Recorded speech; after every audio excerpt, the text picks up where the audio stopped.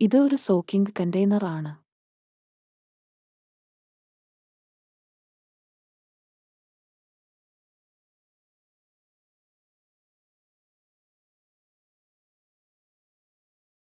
ഇതിൽ വെള്ളം ചൂടാക്കുന്നു.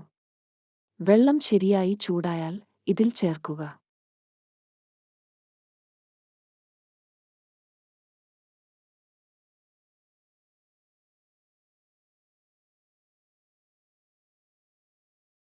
ഇവിടെ ചിത്രകാരൻ പ്രകൃതിദത്ത പച്ചക്കറി നിറമാണ് ഉപയോഗിച്ചിരിക്കുന്നത്.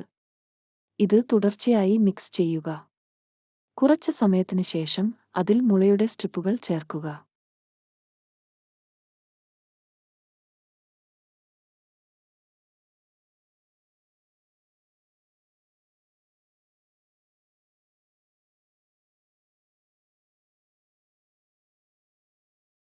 നിങ്ങൾ കാണുന്ന പോലെ ഈ സ്ട്രിപ്പുകൾ സമ്പൂർണ്ണമായും നിറം കൊണ്ടിരിക്കുന്നു.